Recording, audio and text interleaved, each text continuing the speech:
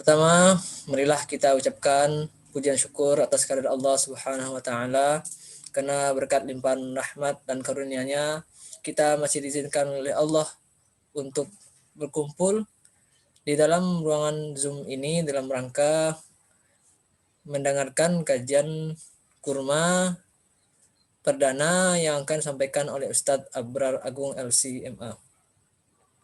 Selanjutnya, salawat serta salam marilah kita sampaikan pada Allah. Semoga selalu tercurahkan kepada junjungan kita Nabi besar Muhammad sallallahu alaihi wasallam dengan ucapan Allahumma shalli ala Muhammad wa ala ali Muhammad. Karena dengan perjuangan beliaulah kita dapat merasakan manisnya iman dan Islam dan dapat merasakan indahnya Islam sebagai rahmatan lil alamin. Baik, tema kurma perdana kita pada sore hari ini adalah konsep jihad dalam Islam. Sebelum kita memulai kajian, marilah kita sapa dahulu Ustaznya. Assalamualaikum Ustadz. Waalaikumsalam. Ahlan. Bagaimana kabarnya Ustadz? Alhamdulillah. Alhamdulillah. Antum bagaimana kabarnya semua? Alhamdulillah, sehat pula Ustadz. Baiklah, sebelum kita memulai kajian, marilah kita dengarkan dahulu pembacaan kalam ilahi Al-Quran yang akan dibacakan oleh Akhi Riko Primuzidan. Pada Akhi Riko disilakan.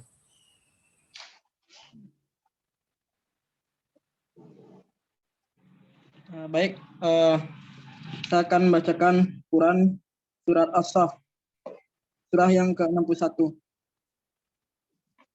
A'udzubillahi minasyaitonirrajim. Bismillahirrahmanirrahim. Sabbaha lillahi ma fis samawati wa ma fil ard. Wa huwal azizul hakim.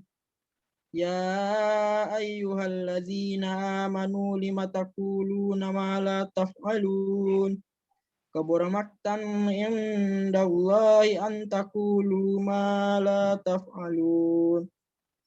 Innallaha yuhibbul ladzina yuqatiluna fi sabilihi saffan ka'annahum bunyanun marsyus.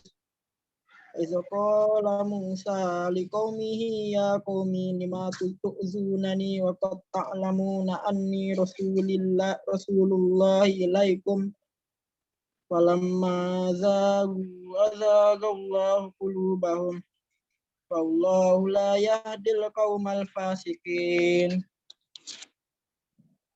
Wa iza qala Isa ibnu Maryam ya bani Israila inni rasulullah ilaikum musaddiqan lima baina yadayya minat Taurat wa mubasysyiran bi rasulin ya'ti min ba'di ismuhu Ahmad. Falamma ja'ahum bil bayyinati qalu hadza sihrun mubin. Wa man azlamu mimman kadziba wa huwa yud'a ilal Islam. Wallahu la yahdil qaumaz zalimin. Yuriduna liyutfi'u nurallahi bi afwahihim. Wallahu mutammi nurihi walau karihal kafirun. Wallazi arsala rasulahu bil huda wa dinil haq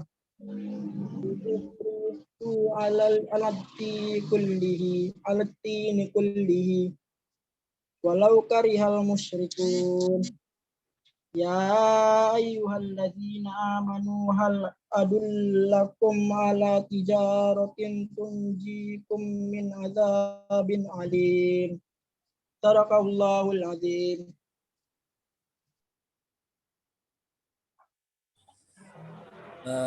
Taib, syukran jazakallah khairan kita ucapkan kepada Khiriko Primuzidan. Semoga pembacaan Al-Quran tadi dapat memberikan berkat dan rahmat bagi kita semua. Amin ya rabbal alamin. Selanjutnya, sebelum kita memulai kajian, marilah kita buka dengan ucapan basmalah. Bismillahirrahmanirrahim. Dan disempurnakan dengan pembacaan Al-Fatihah dalam hati masing-masing. Al-Fatihah.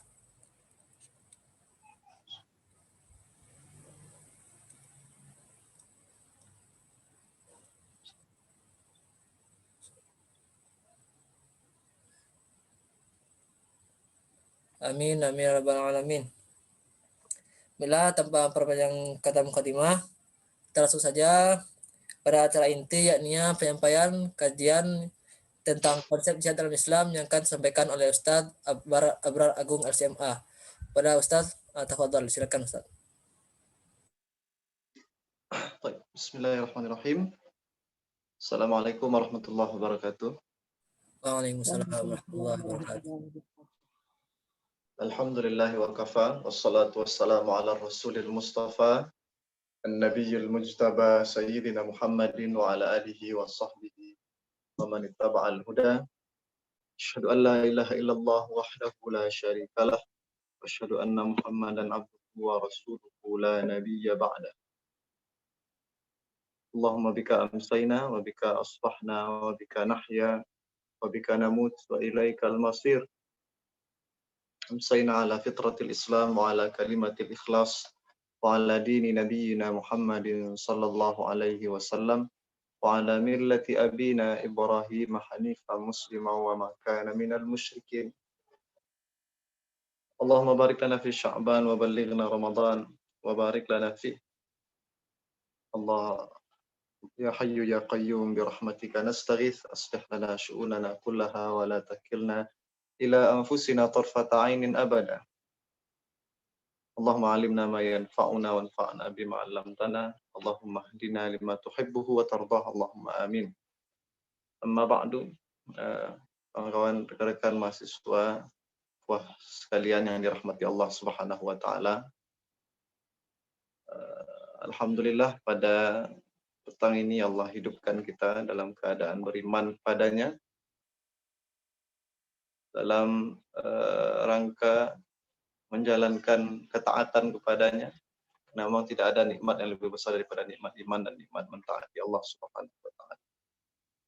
Karena iman inilah nanti yang menjadi jaminan kita di depan Allah pada hari di mana tidak ada pertolongan kecuali dari Allah, tidak ada perlindungan kecuali dari perlindungan Allah. Tidak ada kebenaran yang disembunyikan, tidak ada kebatilan juga demikian yang disembunyikan. Segalanya nampak di hari itu, maka imanlah penjamin kita di depan Allah. Dan selama kita beriman, insya Allah kita masih memiliki karunia yang besar dalam diri kita.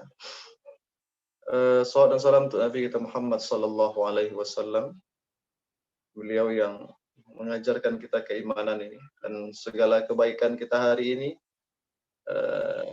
tidak bisa kita pungkiri adalah bagian dari buah perjuangan beliau dulu ketika beliau masih hidup.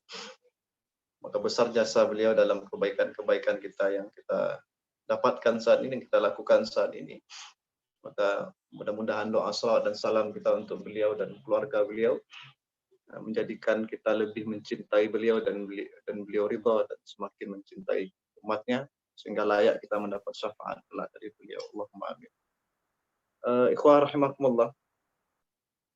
Ini petang yang luar biasa karena kita berada di penghujung bulan Sya'ban yang insya Allah petang ini ada banyak kaum muslimin yang sedang menunggu momen istimewa di tahun ini, di mana di tahun yang lalu kita diberikan ujian di Ramadan tahun lalu bahwa kita tidak bisa memaksimalkan seperti biasanya. Di dalam Ramadan kali ini, alhamdulillah ada mulai nampak kemudahan-kemudahan, maka kita di ujung Sya'ban ini menunggu hilal Ramadan dengan penuh kegembiraan. Dan kita sambil berharap semoga Allah sempurnakan kebaikan dan keberkahan Ramadan untuk diri kita. Di petang yang seperti ini, ketika datang undangan dari siapa yang mengundang Kemadan Riko, itu meminta kami mengisi kajian kurma ya kita di sini ya. kajian yang bertemakan tentang konsep jihad di dalam Islam. Satu sisi sebenarnya kami ada keengganan ya menerima tema itu, tapi di sisi lainnya tidak apa-apalah. Itu barangkali ini semangat luar biasa dari antum-antum sekalian yang mengurus kajian ini, mengurus SI ini, sehingga merasa perlu bahwa tema konsep jihad ini perlu diangkat dalam kajian online seperti ini. Kami berpikir kadang barangkali karena kita memasuki Ramadan, mungkin hal-hal yang berkaitan dengan Ramadan lah yang akan dibahas, tapi kita membahas jihad, tapi tidak ada masalah. Mudah-mudahan ada saja korelasinya, hubungannya. Kita berdoa pada Allah agar Allah jadikan kepada kita ilmu yang bermanfaat, ilmu yang dibutuhkan saat ini oleh diri kita pertama kali, kemudian baru oleh orang-orang sekitar kita. Ilmu yang menjadikan kehidupan ini jauh lebih baik. Ilmu yang tidak saja berada di dalam di seputaran pikiran kita, tapi ilmu yang masuk ke dalam hati dan jiwa kita. Itu harapan kita di awal, karena memang sebaik-baik ilmu itu adalah ilmu hal, ya. Ilmu yang berkaitan dengan hal keadaan kita saat ini. Kalau saat ini adalah waktu asar, maka ilmu yang paling penting adalah ilmu untuk melaksanakan kewajiban kita di waktu asar, salat asar bagi yang belum melaksanakan. Kalau sudah melaksanakan, maka ada lagi ilmu lain yang berkaitan dengan kewajiban kita lagi atau kebaikan-kebaikan lain. Tapi kami tidak tahu persis kenapa kawan-kawan di OSI mengangkat tema konsep jihad ini, tapi perlu antum ketahui di awal sebagai alas, ya, landasan bahwa pembahasan jihad itu antum bisa temukan di dalam khazanah keilmuan Islam, di satu ilmu yang sangat penting, sangat penting. Dia adalah satu dari 3 ilmu pokok yang menjadi maksud dari segala tuntutan Islam. Yaitu ilmu fikih. Ilmu fikih. Dia ada tiga ilmu maksud. Itu ilmu tauhid satu, yang kedua ilmu fikih, yang ketiga adalah ilmu tasawuf.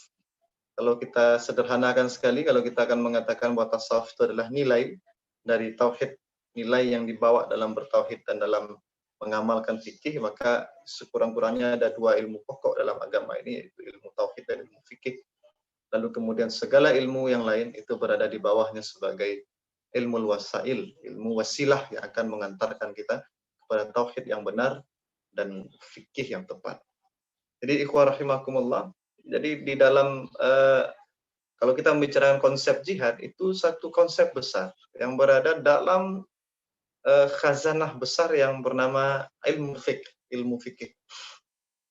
Nah, Anda tidak tahu apakah antum sudah pernah membaca fikih itu atau belum. Nah, ini pertanyaan yang sebenarnya kalau online ini rumitnya dia. Anda sebenarnya butuh jawaban deh. Apakah antum sudah pernah membaca ilmu fikih yang besar itu atau belum? Kalau sudah pernah membaca, seberapa jauh antum sudah pernah membaca? Dan bagaimana antum membaca?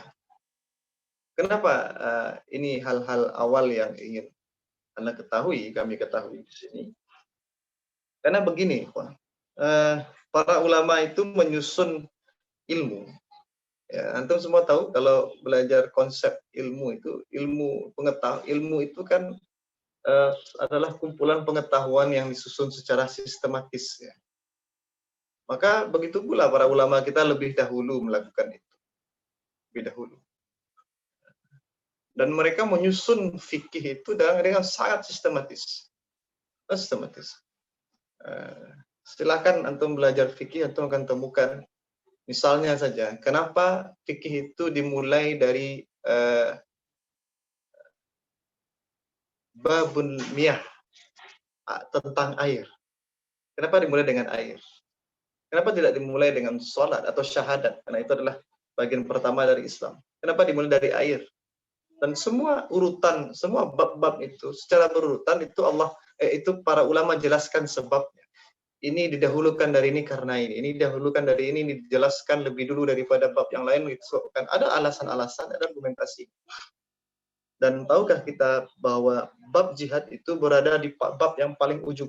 Paling ujung. Misalnya nih, kita punya 8 jilid kitab fikih. 8 volume kitab fikih itu, maka jihad itu akan berada pada volume yang ke-8. Apa yang ingin Anda sampaikan bahwa ketika ini konsep. Ulama ketika menyusun itu ada konsepnya.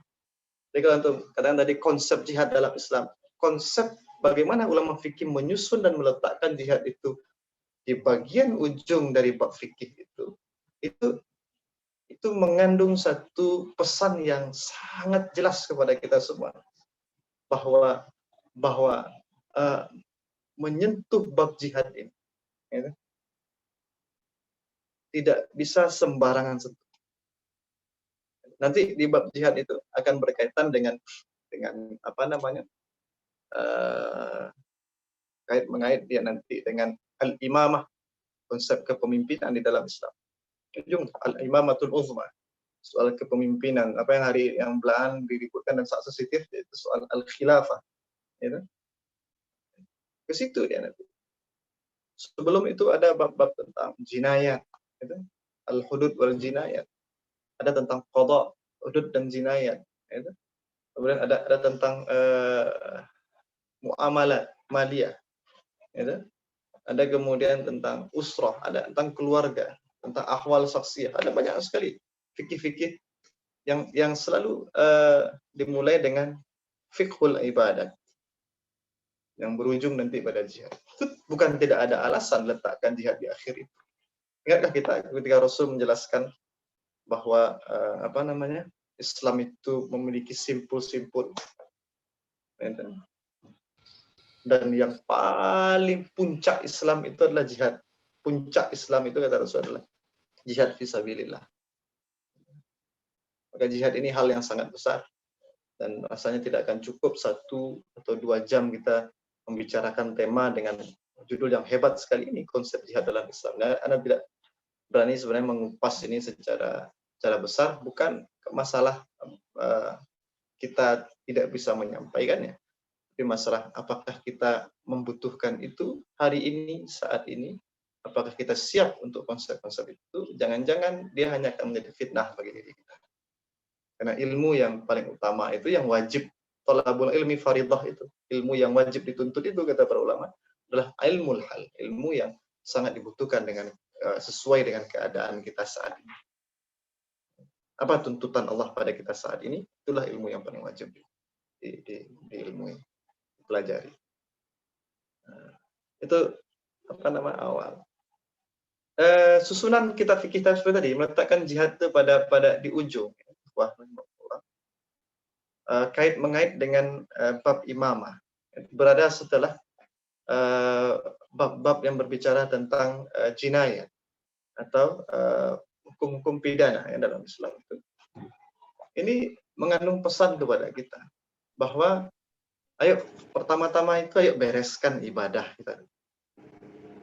Kalau ibadah sudah beres, lalu kemudian bereskan keluarga kita. Karena setelah bab kitab ibadat itu, ya, ada sebagian ulama meletakkan adalah tabun nikah atau ahwal soal nikah dan soal berkeluarga, berumah tangga. Kemudian setelah itu perbaiki muamalat ekonomi kita. Ya, betapa indahnya para ulama menyusun. Kalau sudah kokoh ibadah dalam diri, keluarga sudah kokoh, birrul walidain sudah sangat bagus, ya, berbuat baik pada orang tua sudah sempurna. Itu kalau jadi orang tua, hak-hak anak sudah selesai. Urusan keluarga itu sudah bisa diselesaikan, berjalan dengan baik. Urusan muamalat kita tidak terjebak dalam hal-hal yang fatal yang diharamkan oleh Allah Subhanahu wa taala. Lalu urusan hak-hak publik dalam masalah pidana itu sudah mulai bisa kita kita tegakkan satu persatu. Nah, barulah kita berbicara soal bagaimana jihad yang besar yang kemudian sering kali diidentikan dengan salah satu jenis dari jihad itu, yaitu jihad qital atau al-harb, peperangan. Jadi ikhwan rahimakumullah, betapa indahnya ulama menyusun seperti itu, dan itu konsep jihad yang pertama yang harus antum pahami, bahwa jihad itu membutuhkan kestabilan diri, kestabilan keluarga muslim, kestabilan ekonomi, ya, dan kestabilan keamanan publik, ya, di tengah-tengah umat Islam itu. Kemudian kalau kita ambil kemudian bagian jihad itu di bawah kepemimpinan yang kokoh seorang pemimpin umat ini, maka jihad itu akan sampai kepada tujuan akhir yang diinginkan oleh Allah Subhanahu wa taala dan Rasul. Tapi kalau ini bermasalah, itu kaum muslimin itu bermasalah di pribadinya, ibadah tidak beres, gitu. Kemudian keluarga centang perenang, gitu. Kemudian ekonomi kacau balau, gitu. Lalu kemudian kita meneriakkan jihad, wah habislah jihad itu, gitu. Habislah jihad itu. Makanya pernah ada seorang pemuda datang ke Rasul, ya Rasul, aku ingin ikut berjihad bersama pasukan, bersama engkau ya Rasul. Lalu apa kata Rasul? Dilihat oleh Rasul sosok pemuda itu, lalu kemudian beliau katakan, apakah engkau punya dua orang tua? Masih hidup? Masih hidup. Fafihima fajahid. Maka pada kedua orang tua itu, maka berjihadlah engkau. Wah, disuruh pulang lagi oleh Rasul, suruh berbuat baik. Selesaikan dulu urusan keluarga. Ikhwan rahimakumullah. Antum kuliah di FISIP ini kan? Di ilmu sosial dan politik ini.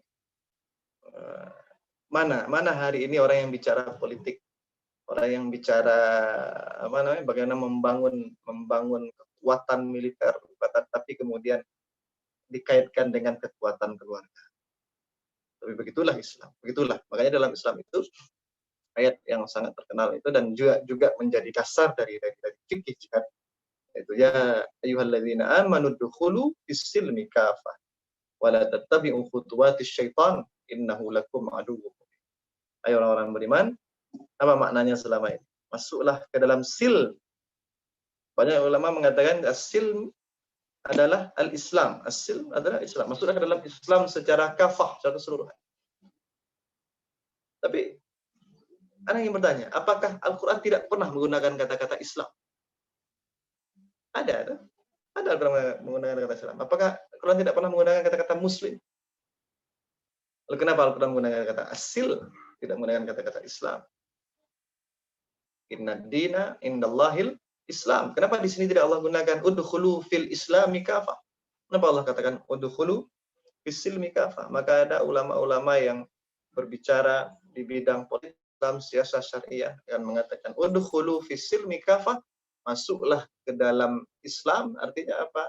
Islam yang memiliki tujuan besar di dalam kehidupan di dunia ini, di atas bumi ini, untuk mewujudkan asil, mewujudkan kedamaian dan perdamaian.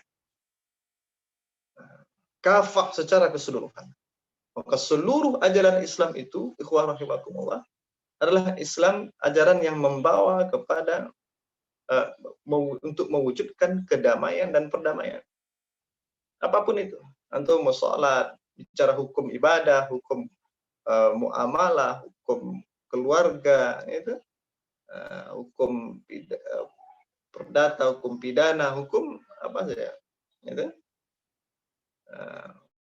hukum bisnis, dagang, segala macam, itu hukum negara, tata negara, dan seterusnya, hubungan internasional dan seluruhnya ikhwan dalam Islam. Kalau itu adalah amal-amal yang dilakukan di dunia, maka tujuan yang ingin diwujudkan dari semua hukum itu setelah ridha Allah Subhanahu wa taala adalah mewujudkan hasil, mewujudkan orang agar semua orang ini bisa dukhulu fis silmi kafah, masuk ke dalam perdamaian itu, hadir dalam kedamaian itu dengan sempurna, menghadirkan perdamaian dan kedamaian dengan sempurna. Maka jihad ini juga masuk dalam hal seperti itu. Jihad itu masuk dalam seperti itu. Maka segala upaya, kata para ulama kita, segala usaha keras untuk menegakkan kalimat Allah. Ya, apa menegakkan kalimat Allah itu apa ujungnya? Mewujudkan kedamaian yang hakiki di atas dunia ini. Walaupun kedamaian hakiki itu sulit didapatkan di dunia, tapi kita harus berusaha sampai ke situ. Maka semua langkah untuk mewujudkan kedamaian, perdamaian di dalam seluruh lini kehidupan itu adalah jihad. Itu adalah jihad. Ya. Sehingga ketika terwujud kedamaian itu, maka tegaklah syariat dan kalimat Allah yang di muka bumi. Tegaklah inna dina indallahil Islam. Bahwa benar ternyata kemudian bahwa agama, aturan hidup, jalan hidup yang sesungguhnya yang diridhai oleh Allah SWT adalah dalam hidup al-Islam, yaitu menundukkan diri ke dalam aturan Allah Subhanahu wa taala. Ikhwan rahimakumullah. Ini juga konsep berikutnya tentang jihad, dan itu adalah makna yang dirumuskan oleh para ulama tentang jihad itu. Maka segala upaya itu untuk menegakkan perdamaian, tujuannya kemudian tertegaknya kalimat Allah di muka bumi. Setelah ada kedamaian itu, maka itulah dia. Nah, itu semua masuk dalam kategori jihad. Maka tadi seorang pemuda tadi yang disuruh balik berbuat baik kepada orang tua. Maka Rasul suruh dia untuk menegakkan kedamaian, perdamaian di rumahnya. Di rumahnya. Supaya jangan sampai nanti dia ingin menegakkan perdamaian, kedamaian di satu negeri, tapi sementara kampungnya sendiri, rumahnya sendiri tidak pernah damai. Sementara Islam itu adalah ajaran yang lahir dan batin, keserasian antara segala lini kehidupan. Hari ini itu yang terjadi di dalam tengah masyarakat kita yang tidak pernah, barangkali jarang sekali kita membaca fikih itu dengan baik, sehingga kemudian kita mencoba melompat-lompat mempelajari fikih itu.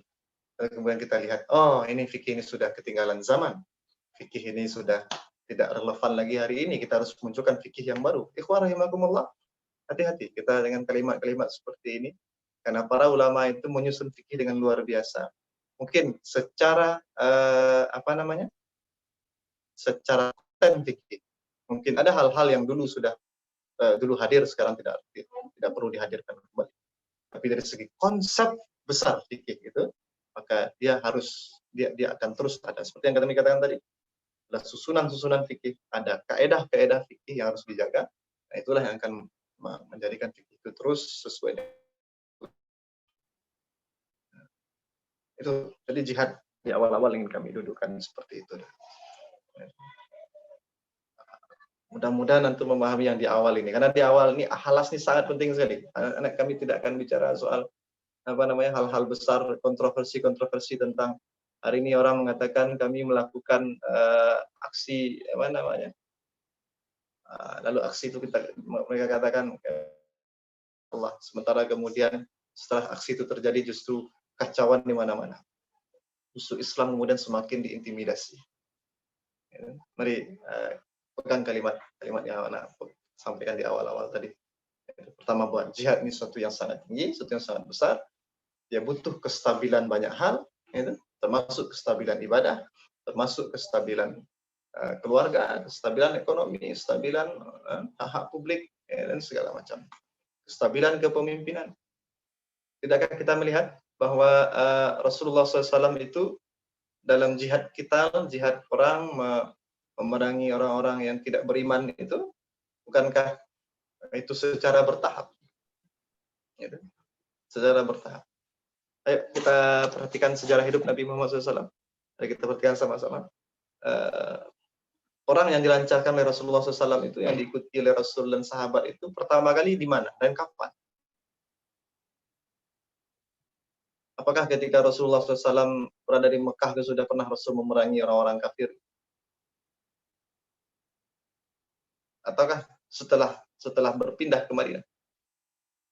Kan catatan sejarah mencatat bahwa peperangan yang mula-mula dilakukan Rasul itu adalah ketika Rasul sudah berpindah. Dan itu pun di fase awal versinya adalah peperangan yang difa'i, Artinya itu mempertahankan diri sampai nanti di akhir tahun ke-6 Hijriah ya, atau awal tahun ke-7 Hijriah, baru kemudian Rasul mengatakan kepada para sahabat, al-ana, saat ini kita yang akan memerangi mereka. Kalau sebelum ini mereka yang datang lalu kita bertahan, saat ini tahun ke-7 Hijriah, kata Rasul, kita yang akan mendatangi mereka. Maka dikirim surat dari Rasulullah SAW ke negeri-negeri, ke raja-raja, mengajak itu, orang untuk berislam atau tunduk ke dalam aturan Islam. Kalau tidak, maka Rasul akan lancarkan jihad kita. Ya, ada fase-fasenya. Jangan buru-buru kita melihat jihad ini. Ada fase-fasenya. Anda juga ingin memberikan satu ilustrasi lagi. Kasus bukan ilustrasi, ini mengajak kita kembali kepada sejarah Rasul untuk mengambil makna jihad itu. Ketika di fase Mekah, ketika satu keluarga Yasir, ya, yang kemudian dari keluarga itu syahidlah wanita pertama, yaitu Sumayyah. Ya.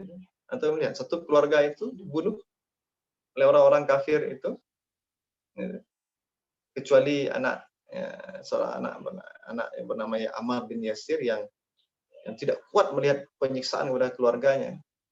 Kemudian dia dengan berat hati, dengan berat lisannya mengucapkan kekafiran, tapi hatinya masih beriman. Gara-gara beliau sikapnya itu kemudian turun pula sebuah ayat di dalam Al-Quran. Tapi anak ingin mengajak, itu kasus ketika satu keluarga dibunuh. Antum semua tahu barangkali. Antum yang belajar hukum, belajar ilmu politik, hukum segala macam, itu tentu tahu bahwa hukum bunuh itu kan hukum maksimal, eksekusi. Hukum yang paling hukuman sanksi yang paling tinggi. Eksekusi mati, ya. Ya. Apa yang dilakukan Rasul dengan apa kalimat Rasul? Apa yang dilakukan Rasul, sikap Rasul kepada kasus eksekusi mati keluarga Yasir itu? Bukankah Rasul mengatakan, hanya bisa mengatakan kemudian, sabarlah wahai keluarga Yasir, dan kalian masuk dari depan mata kalian. Tapi lihatlah kemudian peristiwa di Madinah, salah satu pasar Yahudi. Disingkapkan saja aurat seorang wanita muslimah. Lalu kemudian apa yang terjadi? Itu kabilah Yahudi diusir oleh Rasulullah SAW dari Madinah. Angkat senjata itu. Coba antum bandingkan. Ini nyawa melayang. Ini aurat yang dibuka. Mana yang lebih tinggi persoalannya itu? Persoalan satu keluarga mati atau satu orang wanita yang dibuka aurat? Kenapa di sini Rasul suruh bersabar? Kenapa di sini Rasul kemudian angkat senjata memerangi mereka, orang-orang yang membuat kerusakan? Ya, ada namanya dalam Islam itu at-tadrij fi tasyri'. Ada tahapan di dalam melaksanakan syariat itu. Maka konsep jihad juga demikian, memperhatikan tahapan-tahapan, memperhatikan situasi dan kondisi. Maka mengangkat senjata itu, katakan oleh para ulama, itu adalah tahapan yang terakhir. Kita bacakan satu bagian dari fikih jihad, yang kami kutip saja nih dari kitab Al-Fiqhul Manhaji. Ada namanya bab marahilul jihad wa adab. Ada marahil, ada fase-fase jihad itu. Ada fase pertama itu dakwah awalan. Pertama di dakwah hidup. Lalu kemudian ada fase setelah didakwahi itu. Kemudian ada fase kedua, dikatakan al-jizyah tsaniyan. Kalau sudah berhasil dakwah, mau tunduk kepada Islam, bayar jizyah, kan seperti itu. Lalu kalau masih menolak, yang ketiga baru al-qital tsalisan, barulah diperangi. Itu yang tiga fase itu dilakukan kalau umat Islam itu seperti keadaan Rasulullah di Madinah pada tahun yang ke-7. Pada tahun yang ke-7 itu. di mana umat Islam itu adalah penguasa di negeri mereka, bahkan berkuasa di memiliki kekuatan yang luar biasa.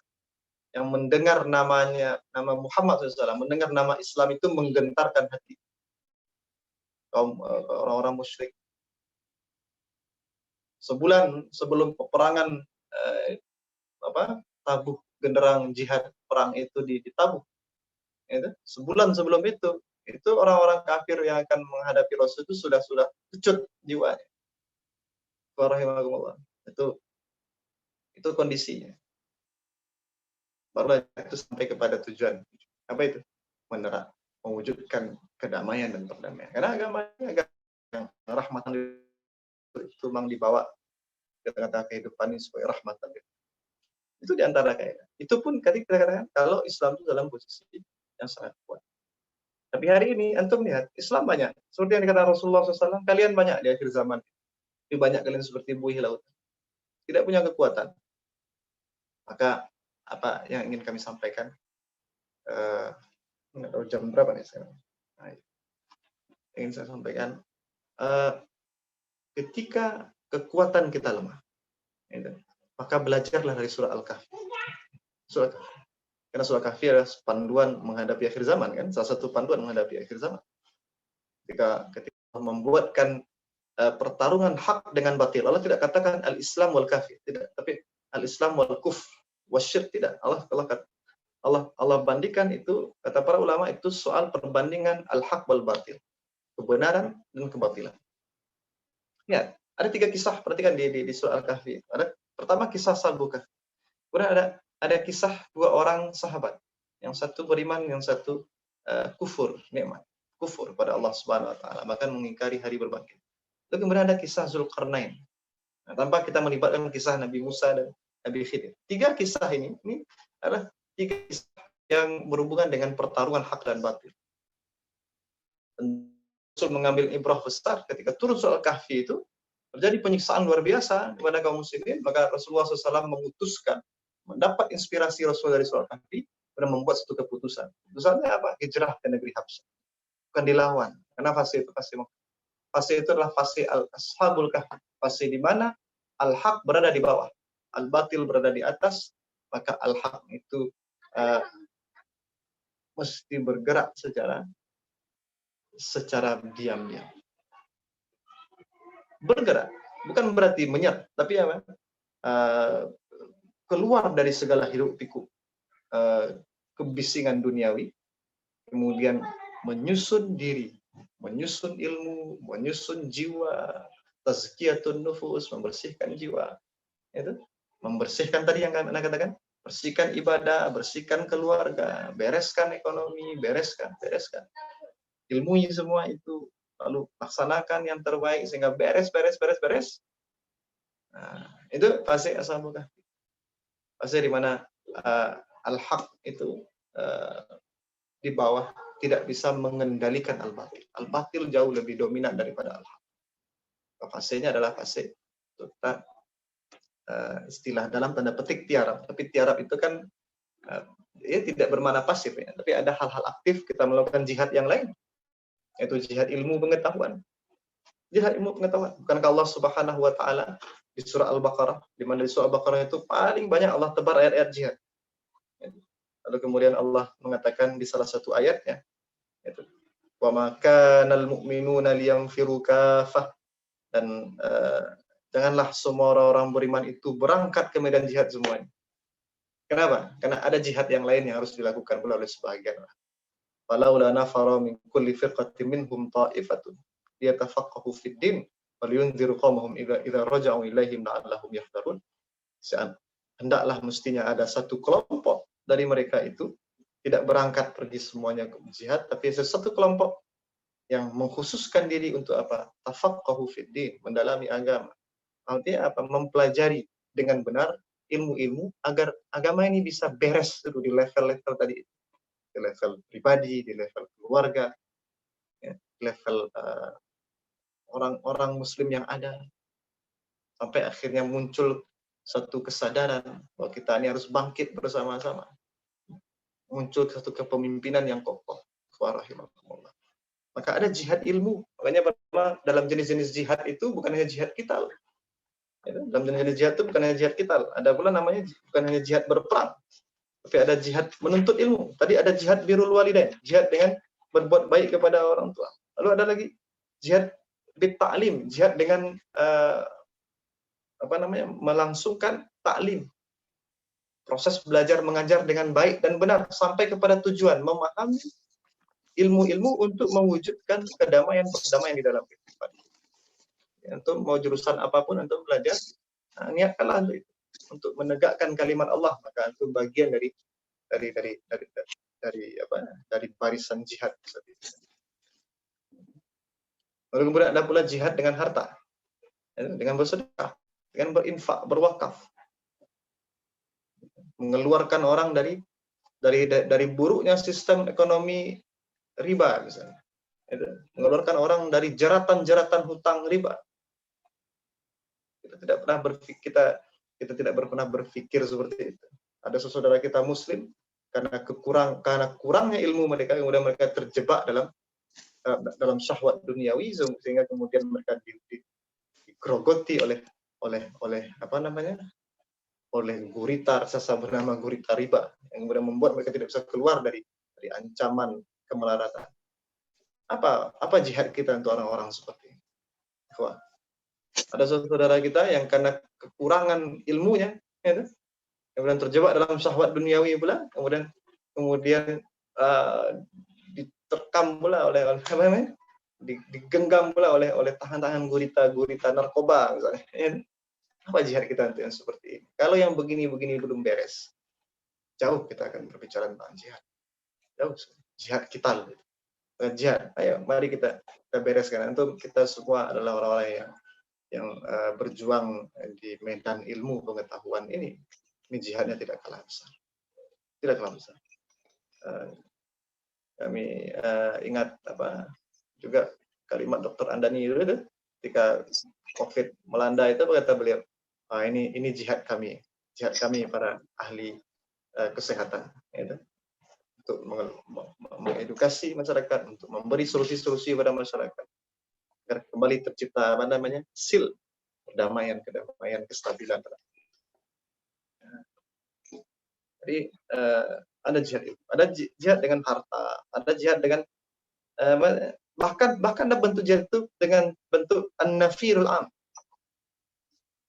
Jihad nafirul am artinya apa? Meninggalkan satu negeri, karena satu negeri itu tidak bisa diharapkan lagi kebaikannya waktu itu, kemudian ditinggalkan ramai-ramai, hijrah. Seperti Rasulullah SAW berhijrah ke negeri ke Madinah dari Mekah, dan itu jihad yang sangat besar. Sahabat yang berhijrah ke Habsyah, sahabat yang berhijrah ke Madinah, itu Rasul berikan kabar gembira betapa beliau itu adalah orang-orang yang bernilai besar di pandangan Allah Subhanahu wa taala karena meninggalkan banyak kehidupan dunia mereka di Mekah untuk mendapatkan ridha Allah dan kestabilan dalam menjalankan syariat Allah Subhanahu wa taala. Kestabilan, kedamaian di dalam kehidupan. Ikhwah rahimakumullah.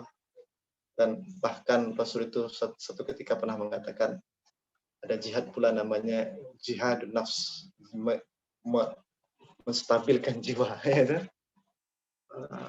Bahkan kalimat Rasul itu dalam satu riwayat itu sangat tegas sekali. Al-mujahidu man jahada nafsa. Mujahid itu kata Rasul sesungguhnya adalah orang yang berjihad kemudian mengalahkan, memerangi nafsunya, jiwanya, dia kendalikan jiwanya. Karena dalam medan jihad perang besar itu, ikhwah rahimakumullah, itu dibutuhkan jiwa-jiwa yang terkendali. Jiwa yang terkendali.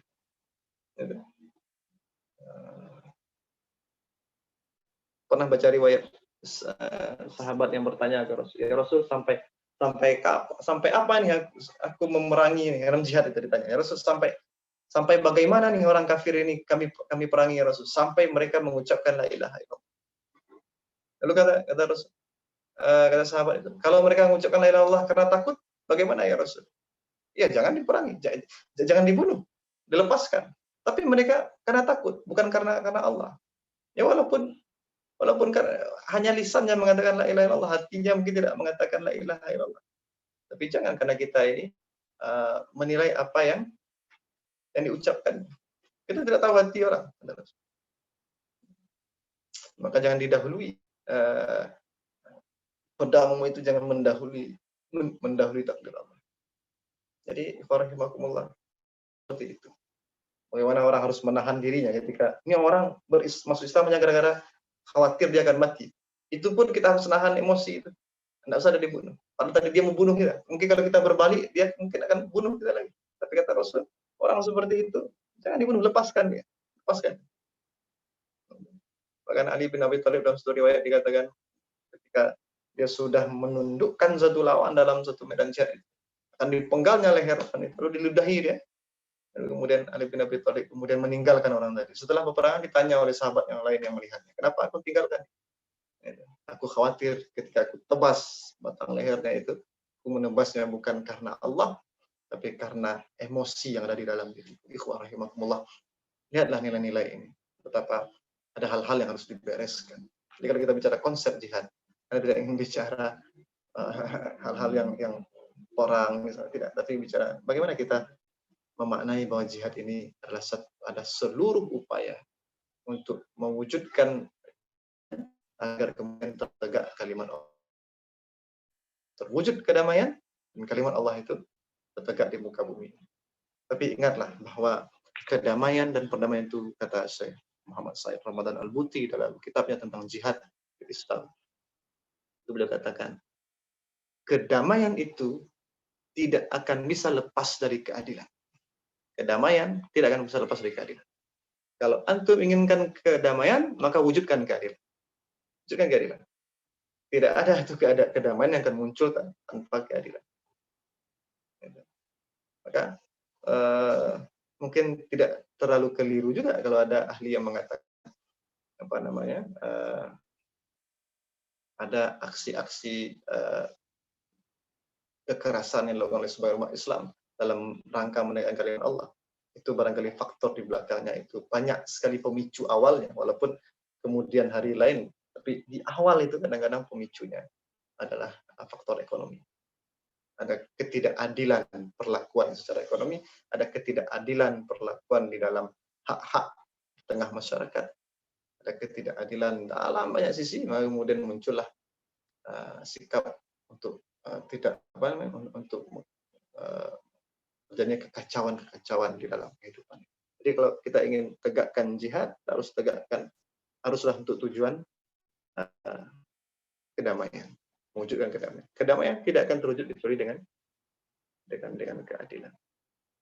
Dan semua itu butuh penopang ilmu yang luar biasa, kekuatan jiwa yang luar biasa. Maka penting bagi kita hari ini untuk membereskan kembali apa yang ada di pikiran kita, apa yang beredar di akal kita. Ini bereskan cara berpikir kita, bereskan hati kita. Dan Ramadan ini datang, ikhwah rahimakumullah, untuk membersihkan semua itu, bersihkan. Untuk bisa lihat bagaimana puasa Ramadan dan qiyamul Ramadan itu, kata Rasulullah SAW, ghufira lahu ma taqaddama min dzambi, itu menghapuskan dosa-dosa yang berlalu. Berarti puasa itu membersihkan jiwa. Itu. Kemudian qiyamul lail itu membersihkan jiwa. Maka dari kebersihan jiwa inilah diharapkan kemudian muncul kebersihan-kebersihan yang lain. Maka kemudian dikatakan pula bahwa Rasulullah SAW itu manusia yang paling dermawan. Dan dermawannya beliau itu justru bertambah-tambah ketika datang bulan Ramadan. Berarti Rasulullah SAW di Ramadan juga membersihkan jiwa melalui sedekah-sedekah. Sebab sedekah itu dalam Al-Quran dikatakan tutahhiruhum wa tuzakkihim, membersihkan jiwa. Ya. Rasulullah SAW itu tidak hanya berkuar-kuar tentang jihad, bantu saudara, tegakkan, tolong yang zalim, tidak, tapi bagaimana juga mengokohkan kebersihan diri, yang hasil dari kebersihan diri itu adalah seseorang mestilah dia menolong saudaranya, mestilah tidak tenang hatinya ketika agama ini dihina orang, mestilah tidak tenang hatinya ketika melihat seorang muslim itu jatuh ke dalam jurang kenestapaan, kehinaan dalam hidup. Tidak rela dia. bahkan seorang muslim yang bersih jiwa itu tidak rela seorang yang kafir itu ada di dalam kehidupan ini sampai dia mendapatkan hidayah dari Allah Subhanahu wa taala. Maka Rasulullah SAW itu lihatlah tingginya akhlak beliau. Dalam satu keadaan beliau mengatakan, aku tidak akan pernah berhenti memerangi orang-orang ini sampai mereka mengucapkan la ilaha illallah. Betapa kerasnya kalimat itu. Ya, tapi di tempat lain Rasulullah SAW, ketika melihat jenazah Yahudi lewat, beliau menangis. Beliau menangis. Beliau bersedih. Karena tanya sahabat, kenapa engkau bersedih Rasul? Satu lagi, umat tidak bisa diselamatkan mendapat hidayah Allah Subhanahu wa taala. Satu lagi, umat akan menemui kesengsaraan yang abadi di neraka Allah Subhanahu wa taala. Beliau tangis. Sedih beliau. Kita hari ini kalau lewat jenazah Yahudi mungkin tertawa atau senang hati kita. Lewat jenazah orang kafir tertawa. Senang hati kita. Tapi Rasulullah SAW yang tadi mengatakan diperangi nih, diperangi sampai mengucapkan la ilaha illallah.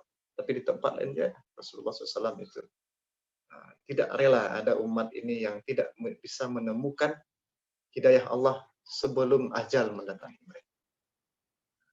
Mari gabungkan, inilah keseimbangan dalam Islam. Maka dikatakan dalam Al-Quran itu, kadzalika ja'alnakum ummatan wasata. Kami jadikan kalian adalah umat pertengahan.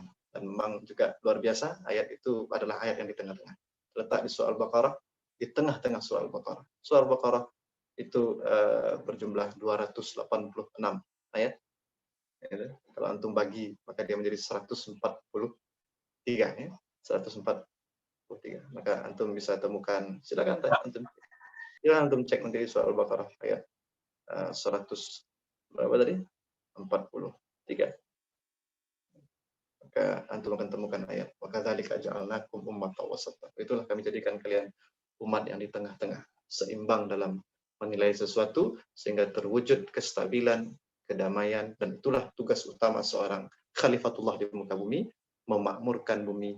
Dan seperti dikatakan Allah dalam Al-Quran, wasta'marakum fiha. Allah meminta kalian memakmurkan bumi, bukan menghancurkan kehidupan. Siapa yang membunuh satu jiwa, berarti dia membunuh tanpa hak, ya, tanpa izin dari Allah SWT, berarti dia telah membunuh seluruh manusia. Perhatikan ayat-ayat Allah seperti itu, maka untuk mengerti bahwa jihad ini hal yang sangat besar, membutuhkan kekuatan jiwa pribadi-pribadi, membutuhkan kekuatan keluarga, membutuhkan kekuatan jamaah, dan kekuatan di setiap lini kehidupan untuk bisa menjadikan jihad itu sampai kepada tujuan yang diharapkan. Terakhir mungkin sebelum kami tutup pembicaraan ini, untuk antum ketahui bahwa dalam fikih itu dikatakan jihad itu fardu kifayah. Fardu ain bagi orang yang memang datang kepadanya satu negeri itu, datang kepadanya ancaman untuk dikeluarkan dari negeri itu. Maka dia menjadi fardu ain. Seperti saudara-saudara kita di Palestina diusir, maka bagi bangsa Palestina diperangi oleh orang lain, maka mereka semua wajib aini untuk memerangi orang-orang yang menjajah mereka itu. Nah, maka ini tapi bagi kita yang di luar itu, maka ada namanya jihad fardu kifayah. Fardu kifayah artinya apa? Satu sisi kalau sudah ada yang menegakkan jihad yang fardu ain tadi, maka sudah gugur bagi yang lain. Tapi di sisi lain kita yang tidak terlibat secara langsung ini, yang tidak punya kemampuan untuk sampai kepada medan jihad itu, maka kita harus berjihad pula dengan cara yang lain, mengupayakan hal lain untuk mensupport semua hal yang akan mendukung tegaknya kalimat Allah, terutama kembalinya Al-Aqsa yang kita cintai itu ke dalam pelukan kaum muslimin kembali. Begitu juga di daerah muslim yang lain. Jadi ikhwan rahimakumullah, itu mungkin sedikit yang bisa kami sampaikan, karena memang jihad adalah konsep jihad adalah konsep yang luar biasa. Kami hanya membuka-bukakan saja pintu-pintunya. Mungkin antumlah yang harus kemudian mempelajari lebih dalam lagi bagaimana detail-detail fikihnya itu sampai kepada adab-adabnya, bagaimana Rasul mengirimkan pasukan perang, bagaimana kepemimpinan Rasul itu menjadi alas dari kemudian tegaknya jihad yang sesungguhnya di dalam kehidupan ini. Aku qauli hada, astagfirullah li wa lakum, banyak maaf. Itu bisa kami sampaikan. Nanti kalau ada yang ingin didiskusikan, kita silahkan dan kami kembalikan ke moderator. Subhanakallahumma wa bihamdika asyhadu an la ilaha illa anta astaghfiruka wa atubu ilaik. Assalamualaikum warahmatullahi wabarakatuh. Waalaikumsalam warahmatullahi wabarakatuh. Syukran jazakallah khairan para ustadz atas materinya. Baiklah, untuk sesi tanya jawab kita buka, bisa dengan menekan tombol raise hand atau dengan menuliskannya di kolom chat.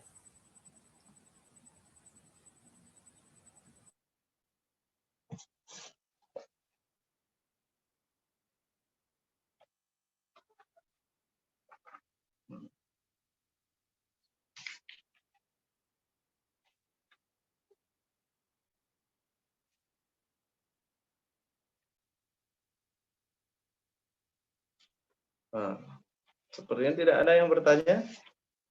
Ya, sudah siap-siap atau jadi tim ru'yah sore ini mungkin banyak kawan-kawan.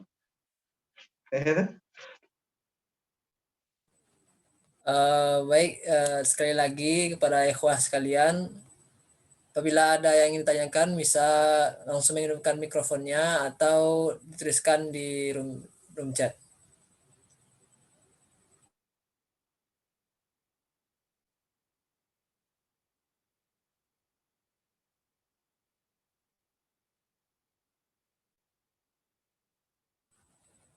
Kalau tidak ada mungkin Anda saja duluan yang bertanya, Ustadz. Gini Ustadz, kalau Anda dengar tadi kan jihad ini kan kalau dalam fikih itu kan udah yang paling terakhir bahasanya Ustadz, udah yang paling puncak dalam amalan itu Ustadz. Lalu untuk kita yang sebagai mahasiswa ini apa yang mesti kita perdalam, kita kokohkan dulu Ustadz sebelum kita sampai pada puncak tertinggi itu Ustadz. Oke, baik. Antum sudah menyebut sendiri dan itu adalah jawabannya. Kita sebagai mahasiswa ini, kan gitu? Berarti bahwa antum punya satu tugas besar itu. Menjadi mahasiswa berarti menjadi thalibul ilmi, menjadi orang-orang yang harus memaksimalkan usahanya dalam menuntut ilmu. Tapi jadikanlah niat antum menuntut ilmu itu adalah untuk mewujudkan untuk memakmurkan bumi, untuk menegakkan kalimat Allah, memakmurkan bumi di atas dasar keimanan. Maka apa yang antum lakukan dalam belajar di fakultas ilmu sosial dan politik kah, itu di fakultas hukum kah, di fakultas kedokteran kah, di fakultas, maka itu akan bernilai jihad di depan Allah SWT. Asal untuk niatkan itu untuk menegakkan kalimat Allah, itu memakmurkan bumi dengan alas keimanan. Makanya ada satu pembahasan sebenarnya dalam fikih jihad itu soal ahamiyatun niyah, pentingnya pentingnya niat di dalam jihad itu. Karena ada beberapa hadis Nabi itu sahabat bertanya, gitu. Ya Rasul, mana yang sebenarnya yang fisabilillah itu? Karena ada orang itu yang masuk ke pasukan, kata sahabat itu, yang dia ikut pasukan itu berperang itu karena ingin disebut sebagai pahlawan, karena keberaniannya, ingin menunjukkan bahwa dia berani. Ada orang yang ikut pasukan jihad itu karena ingin karena takut, khawatir kalau tidak ikut dia, maka nanti kabilahnya, sukunya, keluarganya akan binasa. Nah, siapa yang sebenarnya? Maka Rasul katakan yang betul-betul fisabilillah adalah yang menjadikan niatnya adalah untuk menegakkan kalimat Allah. Itulah dia fisabilillah. Jadi antum buatkan antum belajar ini adalah fisabilillah di dalam jalan Allah, bukan di luar ya. Masuk antum di dalam jalan Allah, membawa bendera fisik, membawa bendera apa fakultasnya, jurusannya ya. Tapi di dalam rangka di jalan Allah, menegakkan kalimat Allah, memakmurkan bumi dengan alas keimanan, maka antum berada di dalam jihad itu. Ingat Imam Nawawi. Tahu antum Imam Nawawi? Imam Nawawi yang terkenal itu hidup masa muda beliau itu adalah di saat terjadi penyerangan besar-besaran bangsa Mongol ke dalam peradaban Islam dia. Dihancurkan tuh Abbasiyah. Terus berjalan bersama Mongol itu ke negeri Damaskus, Suriah. Suriah hari ini, Syam. Dan Imam Nawawi berada di Damaskus. Apa kata beliau? Seluruh pemuda itu ikut barisan jihad. Seluruh pemuda ikut barisan jihad untuk mengusir tentara Mongol itu. Tapi Imam Nawawi kemudian meluruskan niatnya dan kemudian mengatakan, mengingat ayat Allah tadi, haruslah satu kelompok bertahan untuk mempelajari agama, mempelajari ilmu, kemudian kalau kembalikan yang tadi itu kepadanya, dia bisa kokohkan kembali semangat mereka dengan ilmunya. Itu.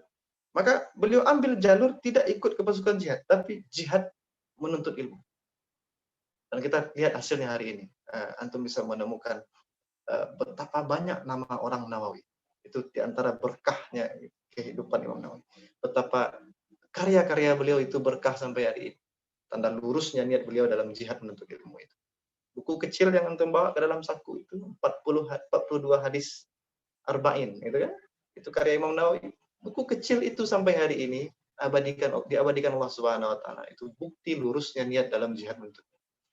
Maka kita sebagai mahasiswa itu hal yang paling besar, tuntutan paling besar. Karena apa yang harus dilakukan adalah sesuai dengan apa kewajiban kita saat ini di depan Allah Subhanahu wa taala. Kalau antum menjadi mahasiswa, maka kewajiban antum adalah belajar. Di momen antum menjadi menjadi seorang pemimpin, maka antum harus pula berjihad dengan kepemimpinan. Ingat ada satu kalimat dari Imam Ibnu Athaillah Sekandari mengatakan, kuburlah dirimu di bumi pengasingan, yaitu di bumi persembunyian, karena sesuatu yang tidak dikubur di dalam tanah, satu tanaman, satu biji yang tidak dimasukkan ke dalam tanah, tidak ditimbun di dalam tanah, maka dia tidak akan menghasilkan dengan baik. Yaitu, ingat itu, kita ini kalau tidak punya waktu khusus untuk untuk menyeriusi ilmu ini, meninggalkan hiruk pikuk kehidupan dulu sejenak, fokus untuk ilmu ini. Kalau tidak begitu antum, maka hasilnya dalam kehidupan ini tidak akan maksimal. Hasil hidup tentu tidak akan maksimal.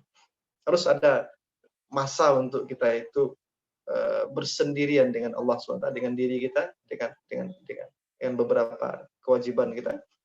Lalu kemudian ada masanya pula kita keluar ke dalam kehidupan untuk menunjukkan inilah yang sesungguhnya kebenaran yang harus diikuti. Harus ada seperti itu. Sedangkan Nabi Muhammad saja menjelang diangkat jadi Rasul itu, kata beliau, ada kesenangan yang Allah tanamkan dalam dirinya untuk bertahanus. Ada kesenangan untuk dalam dirinya untuk bertahanus. Betapa banyak para ulama itu menjadi ulama-ulama besar, banyak ahli ilmu besar karena fokus dulu beberapa waktu, kemudian setelah fokus itu selesai, itu ilmunya kokoh, kemudian keluar ke masyarakat, menghasilkan sesuatu perbaikan di tengah masyarakat.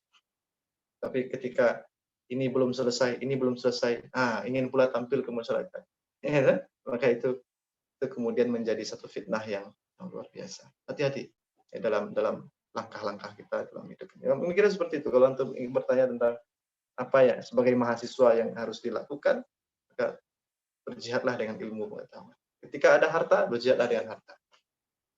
Ketika ada pula nanti takdir Allah sampai harus berjihad dengan jiwa, jihad pula dengan jiwa. Seperti itu. Wallahu a'lam bishawab. Syukran jazakallahu khairan Ustaz. Ini ada pertanyaan di kolom chat satu Ustaz. Coba dibacakan. Dari Ukti Ine Septiani, bagaimana sikap yang paling elegan menanggapi serbuan tuduhan yang tidak ada habisnya? Sejak Dirohis dianggap teroris sampai good looking pun menjadi indikatornya. Tafadhol Ustaz. Tuduhan ini sudah lama. Rasulullah dari masa Rasul itu sudah dituduh. Ya, dari masa Rasul itu sudah dituduh. Orang-orang beriman itu dituduh. Rasul itu tuduhannya seperti apa? Dituduh majnun, gila. Dituduh penyihir, dituduh apalagi itu, macam-macam. Dituduh menyebarkan dongeng-dongeng belaka, macam-macam dituduh Rasulullah SAW. Tapi lihatlah apa yang dilawan oleh Rasulullah SAW di balik tuduhan-tuduhannya. Beliau fokus dengan Allah, fokus dengan tujuan.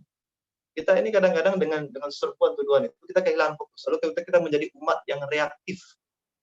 Ikhwah, rahimakumullah, hati-hati. Reaktif itulah yang ditunggu oleh reaksi. Reaksi itulah kadang-kadang yang ditunggu oleh musuh-musuh Islam. Kadang-kadang mereka itu hanya melemparkan bola saja, hanya untuk bermain-main saja. Melihat kita ini reaksinya apa. Kita fokusnya kemana? sedang fokus atau tidak fokus. Ketika dilihat kita reaktif, mayoritas umat itu reaktif, mereka tahu ini umat Islam tidak sedang fokus, lalu mereka mulai menyerang satu persatu tanpa kita sadar. Maka fokuskan diri, fokuskan diri. Banyak ditanya orang, Ustaz, ini orang-orang munafik ini banyak sekali.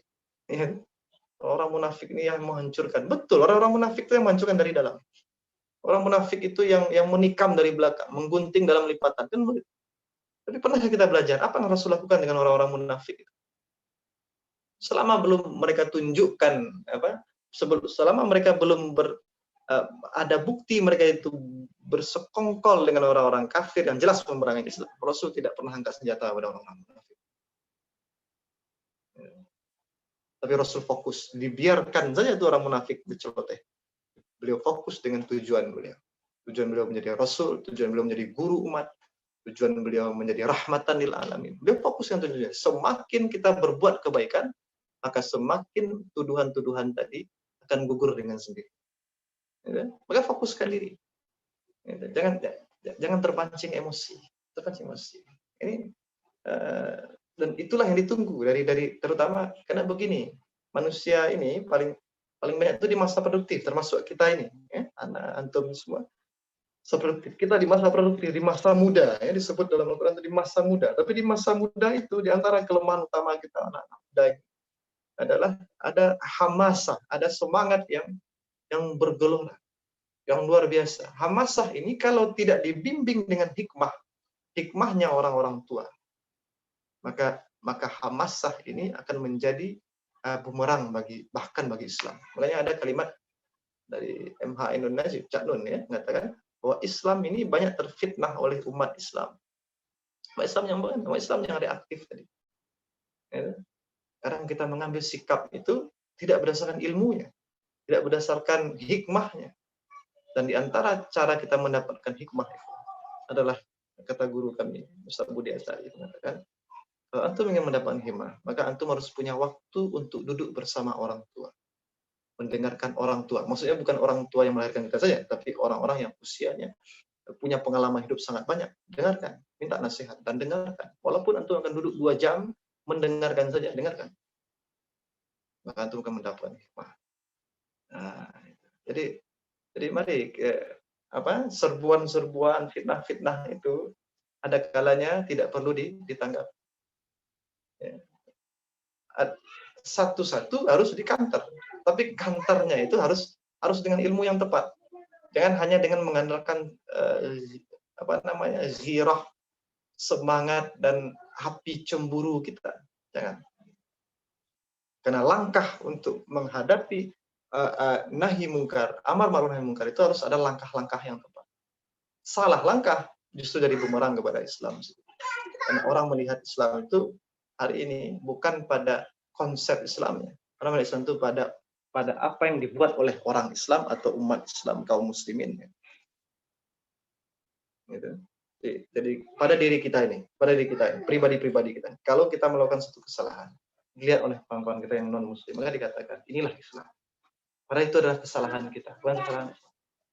Maka kita berhati-hati dan kita ini tetap selalu ada salah. Kita berhati-hati, ikhwah, antum anak-anak muda yang luar biasa, yaitu fatan, dan kita tahu semua bahwa yang membesar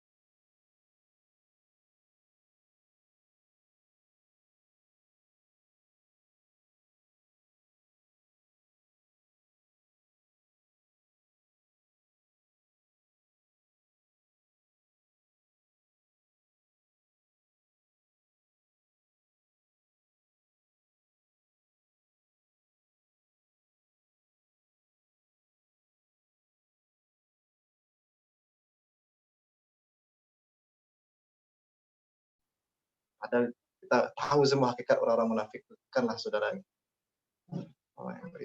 Jadi ikhwan rahimakumullah.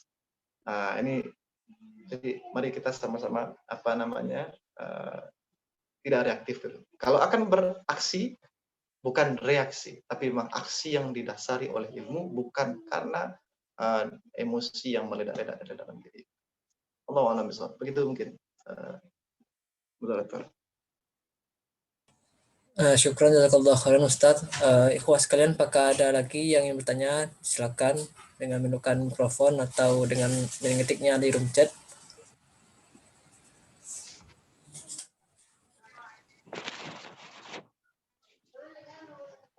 Saya ingin bertanya moderator. Silakan Riko. Oke, baik Ustadz, saya ingin bertanya Ustadz. Ini terkait dengan bom bunuh diri Ustadz. Jadi kan seperti kita lihat bahwa banyak terjadi bom bunuh diri itu yang mengatasnamakan jihad Ustadz. Jadi yang saya lihat di sini kebanyakan orang mensalahartikan gitu Ustadz konsep jihad ini gitu. Jadi yang ingin saya tanyakan, mengapa bisa terjadi hal yang demikian Ustadz? Bisa orang itu bisa salah paham gitu dengan arti jihad ini, dan kemudian bagaimana kita itu bisa terhindar dari hal-hal seperti ini supaya tidak salah kaprah gitu dalam memahami konsep jihad Ustadz. Oke. Menarik. Itu pertanyaan sebenarnya menjawab sendiri. Pertanyaan itu terjawab sendiri sebenarnya dengan pertanyaan itu. Untuk katakan tadi bagaimana mengatasi kesalahpahaman itu. Paham yang salah, lalu apa yang harus didudukkan? Antum sudah tahu ya, salahnya itu adalah pemahaman. Ya? Paham ya? Iya Ustaz. Nah, itu kalimat itu ya. Kalau memang ada kesalahpahaman, maka kesalahpahaman itu ada di mana? Di sini ya. Paham, pikir ya. Maka yang pertama antum harus lakukan adalah luruskan cara berpikir. Nah, bagaimana meluruskan cara berpikir? Itu pertanyaan berikutnya. Bagaimana meluruskan cara berpikir? Itulah gunanya kita belajar. Di antum kuliah itu. Ini mohon maaf ya. Itu. Kita kuliah itu bukan hanya untuk menghafal, menguasai konten-konten kuliah. Tidak. Terutama kita di level S1 ini. Apa tujuan utama kita kuliah di S1 itu? Untuk membentuk kerangka berpikir yang benar tentang satu ilmu yang kemudian akan membentuk kerangka berpikir kita dalam kehidupan. Coba, siapa di antara antum yang belajar itu? Baca buku. Bukan dikasih dosen. Dosen ngasih tunjuk, nih baca di buku ini. Kalau antum cari bukunya, antum baca buku. Siapa di antara antum yang menghabiskan hari membaca kerangka buku sebelum membaca konten isi buku? Ada enggak? Antum pernah enggak, Riko, melakukan itu? Apa? Kerangka buku dulu dikuasai, baru kemudian konten buku. Kami dapat ini, ada senior kita dulu. Kalau baca diktat itu ada agak 1 hari, itu kerjanya cuma bolak-balik buku. Bolak-balik buku.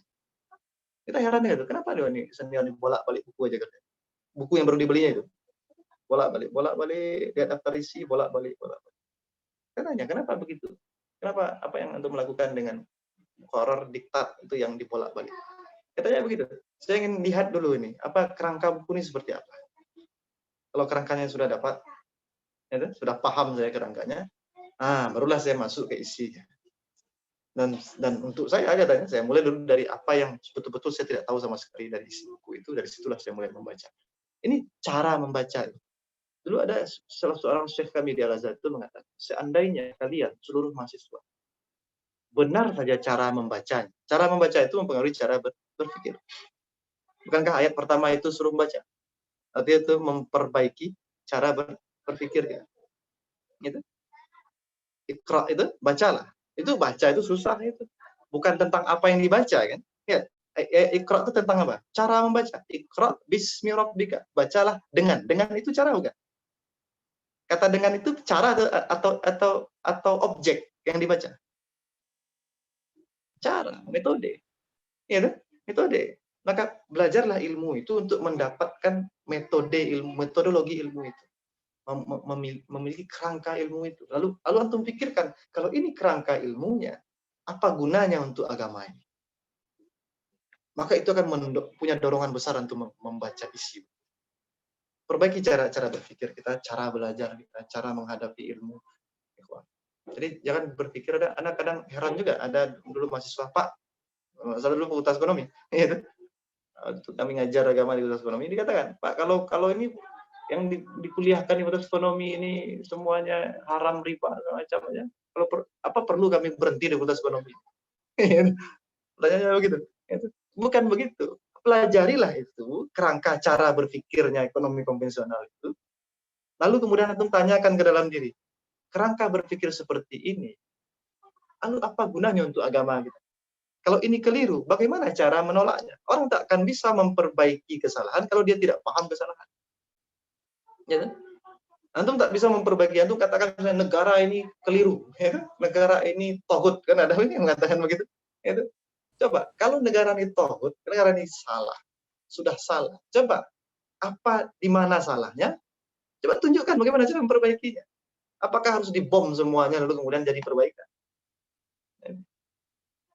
Disitulah kita harus berpikir dan kemudian belajar. Oh, berarti ada hal lain yang harus kita pelajari. Nah, kasih contoh sederhana aja. Indonesia ini negara demokrasi, ya. Demokrasi. Itu. Mesir itu negara demokrasi. Sama, republik, ya, sama-sama republik. Indonesia republik, Mesir juga republik. Coba, kami selama di Mesir itu heran ya, dalam undang-undang Mesir itu, setahu kami, itu bisa masuk kalimat bahwa sumber hukum di Mesir itu adalah nomor satu adalah Al-Quran dan Sunnah. Loh, kok bisa begitu? Kenapa di Indonesia tidak bisa? Pernah ada perhatikan itu? Ini negara republik loh. Dan kita juga republik. Tapi mereka itu di Mesir itu bisa sebahagian besar hukum Islam itu bisa dilaksanakan undang-undang. Dan umat Islam itu walaupun cuma perbandingan Muslim dan non Muslim di Mesir itu 50-50. Tapi pengaruh hukum Islam di dalam undang-undang Mesir itu sangatlah mendominasi. Itu PR kita itu. PR kita ini. Kita sama-sama negara republik, lalu kemudian kita mengatakan, seperti sebagian mengatakan, ini bukan negara agama. Memang bukan negara agama. Tapi bukankah bisa dimasukkan ruh agama? Kalau ruhnya itu adalah agama, Islam, tak peduli lagi bajunya itu mau republik, maka kalau ruhnya adalah Islam, maka itu tidak ada masalah. Nah, cuma kita itu kadang putus asa ketika sudah mempelajari, oh ini salah. Lalu kalau sudah salah, pelajari lagi yang benarnya. Belajar lagi yang benar. Jadi kalau salah paham tadi itu, orang mumpung bunuh diri, itu kesalahpahaman itu, dia sudah tahu masalah. Tapi tidak meneruskan pembacaannya, pembelajarannya untuk mengetahui bagaimana harus memperbaiki kesalahan. Bukan menghancurkan kesalahan, tapi memperbaiki kesalahan. Adalah Rasulullah SAW itu, kalaulah Rasulullah seorang yang terburu-buru dalam mengambil sikap, maka tidak akan pernah Abu Sufyan itu masuk Islam. Itu tidak. Abu Sufyan itu kapan masuk Islam? Fathu Makkah. Fathu Makkah itu tahun ke-berapa Hijriah? Tahun ke-berapa? Tahun berapa? Tahun ke-8 Hijriah. 3 tahun sebelum Rasulullah wafat. 3 tahun sebelum Rasulullah wafat, baru Abu Sufyan itu masuk Islam. Bayangkan tuh, berapa lama dia memusuhi Islam? Kenapa Rasul tidak langsung pas perang itu dicari mana Abu Sufyan, langsung ditebas lehernya? Bisa saja begitu ya. Tapi soal menebas batang leher orang itu ada ilmunya. Ya, ada ilmunya. Nah, ini masalah kita itu kadang di situ. Kenapa kita tidak berpikir apa sulitnya bagi Rasul kemudian masuk kemudian menebas batang leher Abu Sufyan itu. Lalu kenapa Rasul dengan mudah sekali kemudian menerima Abu Sufyan itu masuk Islam pada tahun ke-8 Hijrah. Setelah sekian lama beliau memusuhi Islam luar biasa. Merencanakan keburukan pada Rasul luar biasa. Kenapa mudah sekali? Nah, ini juga kita makanya harus kita pelajari dengan benar tuh. Ya, bahkan ilmu-ilmu keislaman ini pun harus dipelajari dengan benar. Maka antum belajarlah dengan tahapan yang benar. Itu anak kata memperbaiki cara berpikir adalah dengan cara belajar ilmu itu dengan tahapan yang benar. Sama kayak kita makan tuh. Antum kalau makan nasi, ada lauknya, ada air, mana yang duluan antum ambil? Mau langsung dimakan ikan balado itu, atau nasi dulu, atau air dulu? Yang mana didahulukan? Ada tahapannya. Ya. Kalau nasi langsung disuap, makan tap tercekik kan? Ada tahapannya. Nah makanya begitu juga rendang itu makanan yang paling yang paling nikmat sedunia itu ada tahapannya. Seorang manusia baru boleh mengkonsumsi rendang, betul tidak? Betul tidak? Nah, adakah kalau anak 2 tahun dikasih rendang kira-kira jadi nikmat? Tidak. Maka ada tahapan. Jadi kalau ingin memperbaiki cara berpikir, maka belajarlah pertama untuk untuk memahami konsep ilmu dengan benar. Itu kerangka ilmu dengan dapat kerangka berpikirnya, kemudian belajarlah ilmu itu dengan tahapan yang benar. Tadi itu kesalahpahaman tentang jihad itu tidak lain karena apa? Karena ada ilmu keislaman yang dilompati. Ini belum selesai, tapi langsung melompat ke jihad, langsung melompat ke bab imamah, kepemimpinan segala macam. Dan kalau antum sudah berada di fakultas FISIP ini, maka sepertinya banyak hal yang harus dikejar ke bawah. Karena di fakultas ini antum bicara soal negara, politik, sosial, dan segala macam. Itu antum bicara banyak sekali bab-bab terakhir dari fikih ini. Maka perlu bagi mahasiswa FISIP yang muslim untuk kembali belajar dari bawah fikih itu, baik secara mandiri dan yang lebih direkomendasikan adalah dengan seorang guru yang terus antum belajar tahap sehingga paham duduk kerangka ilmu fikih itu. Begitu, Tiko, tentang salah paham tadi ya, salah paham. Syukran jazakallah khairan Ustaz atas jawabannya. Mungkin kita sudah berada di penghujung waktu kajian. Mungkin disilakan kepada Ustaz untuk memberikan closing statement-nya Ustaz. Tafadhol Ustaz. Baik, begini, ikhwan rahimakumullah.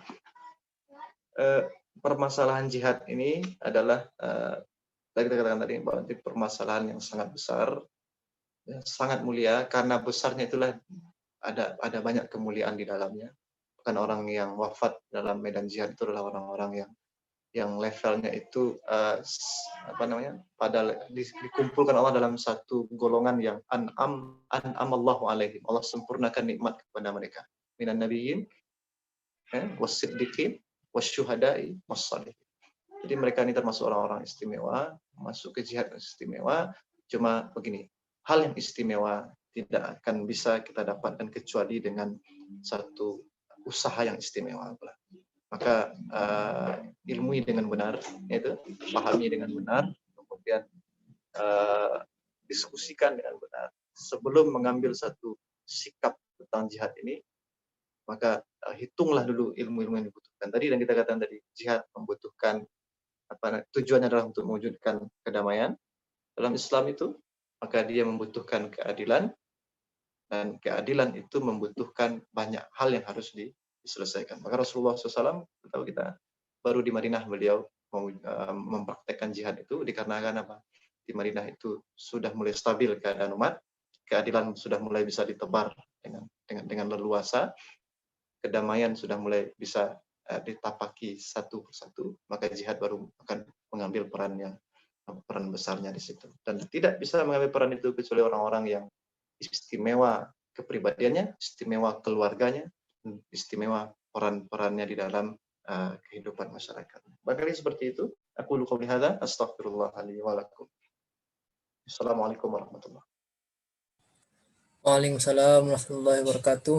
Syukran jazakallah khairan Pak Ustaz atas rangkaian nasihat dan ceramahnya. Semoga apa yang beliau sampaikan dapat bermanfaat bagi kita dan kita amalkan dalam kehidupan. Amin ya rabbal alamin. Baiklah, untuk menutup kajian kita, marilah kita sama-sama mengucapkan alhamdulillah alamin, dan sempurnakan dengan doa kafaratul majelis. Subhanakallahumma bihamdika asyhadu an la ilaha illa anta astaghfiruka wa atubu ilaik. Ana sebagai moderator mohon maaf apabila ada kesalahan dalam memandu acara.